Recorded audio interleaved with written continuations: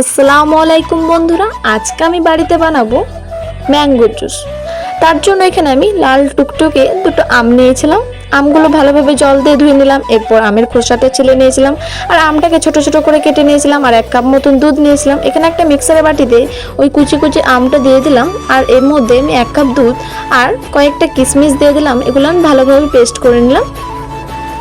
পেস্টটা ভালোভাবে হয়ে গেলে একটা গ্লাসে দিয়ে দিলাম। আর আমি চিয়া সিড কিছুক্ষণের জন্য ভিজিয়ে রেখেছি। আর এখানে দিয়ে দিলাম কয়েকটা বরফের টুকরো। আর যে চিয়া সিডটা ভিজিয়ে রেখেছিলাম সেটাও দিয়ে দিলাম এর মধ্যে। আর দিয়ে দিয়েছিলাম সামান্য লবণ। যেহেতু আমটা মিষ্টি ছিল তার জন্য চিনি দিইনি, আর সামান্য চাট মশলা দিয়েছিলাম। এরপর আমি এগুলো একসঙ্গে মিক্স করে নিয়েছিলাম।